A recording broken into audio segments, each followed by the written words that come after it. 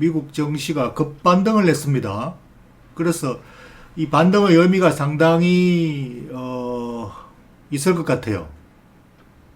그래서 그걸 한번 설명을 해드려야 되고, 제일 이제 궁금한 게 바닥을 쳤나 안 했나, 이 바닥 친 반등인가 아닌가, 이게 제일 궁금하죠. 예, 그걸 한번 진단해 보겠습니다.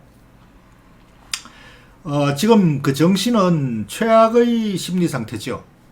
푸틴의 갬블에 전 세계가 지금 불안에 떨고 있는 상황인데 월가가 얼어붙어 있는 거죠.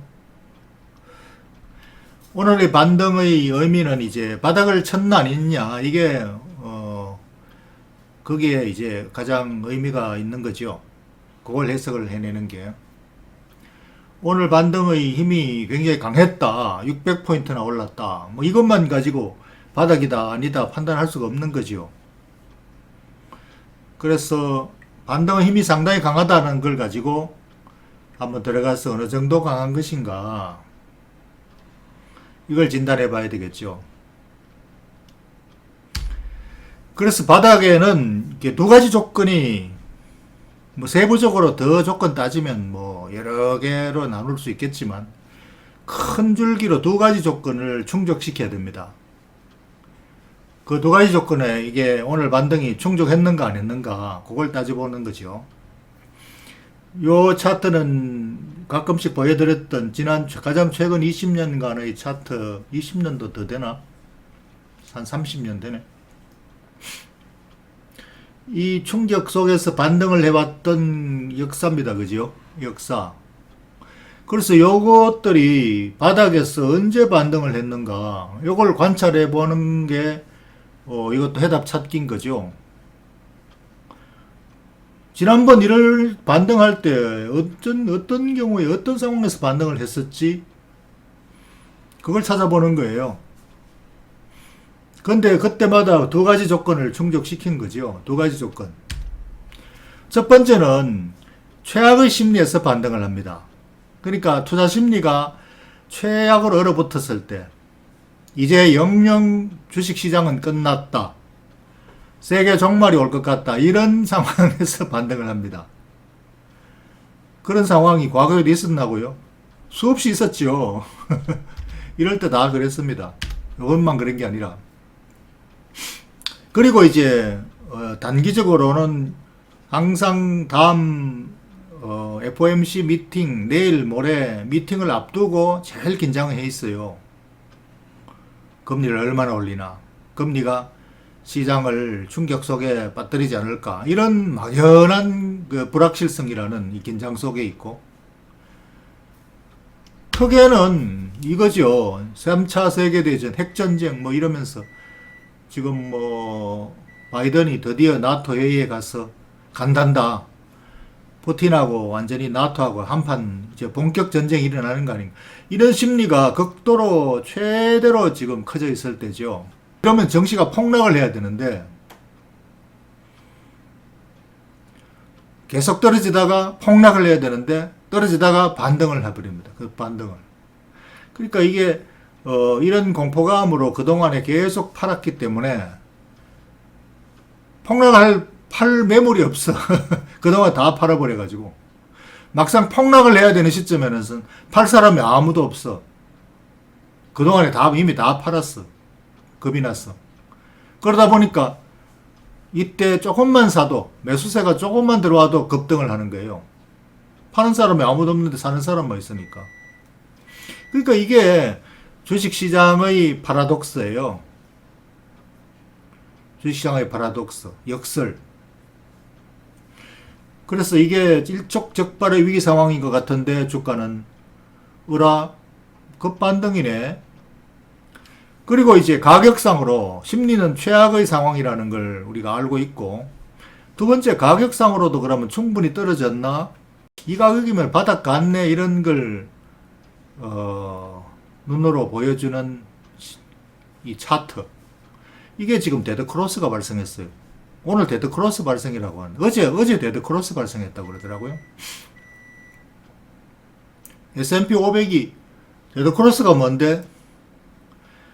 중기 이평선이 장기 이평선을 뚫는 거, 이건 뭐냐면은 이제 시장은 본격적으로 베어마켓에 들어간다. 단기 이평선이 중기 이평선을 뚫는 것도 뭐 광의의 넓은 의미의 데드크로스라고 말하긴 하지만 진정한 의미는 중기 이평선이 장기 이평선을 뚫는 거, 이게 이제 이거는 장기 침체로 들어간다. 이렇게 훨씬 더 공포스러워요. 단기적으로 데드크로스는 수시로 발생했다가 다시 또 반전하고 이러니까 단기 데드크로스 이거는 별로 의미가 없어. 크게 안 쳐줘요. 그런데 이게 중기 이평선이 장기 이평선을 뚫어버리는 거예요. 이게 50일 이평선이 200일 이평선을 뚫는다 그러는데 요새는 옛날에 60일 이평선이 그런데 요새는 또 50일 이평선이라고 하대. 중간에 휴일이 하도 많았어 그런가 봐요. 그래서 이게 지금 모양 보시면 그림에서 나오죠. X 표시해 놓은 거, X. 데드크로스 발생했어. 어제. 이게 지난번 코로나 위기 처음 발생했을 때, 데드크로스 발생했을 때 이 주가 차트 보세요. 일봉 차트. 그때 완전 바닥 치고 반등을 했잖아. 그때도 뭐 코로나가 개선이 돼서 반등했나요? 코로나가 최악의 국면으로 본격적으로 치달을 그때 반등을 했지.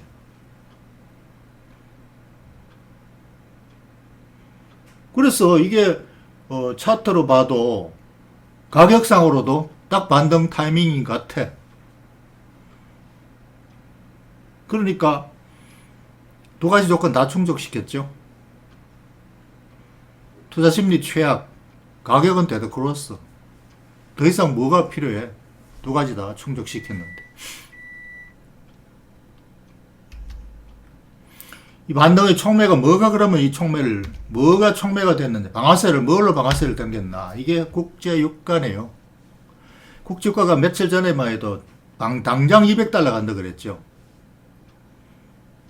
그런데 그 말하는 그날 이후부터 이제 꺾여가지고 그때 첫날 팍 꺾였을 때도 반등을 한번 했었죠. 그러다가 오늘 드디어 100달러 이하로 툭 떨어지니까 이제 이게 반등을 하는 거죠.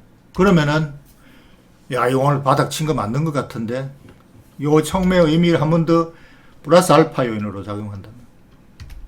그렇죠? 오늘 바닥 쳤나? 그러나 이 차트 분석이나 이런 방향성 바닥 이런 분석 해석은 결국 반 맞고 반 틀리는 부채도사입니다.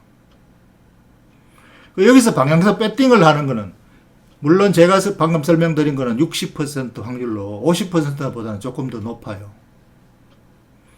그러나 60%라고 해서 방향성 배팅하지 마세요. 투자자는 반 맞고 반 틀리는 해석이지만 반컵의 물입니다.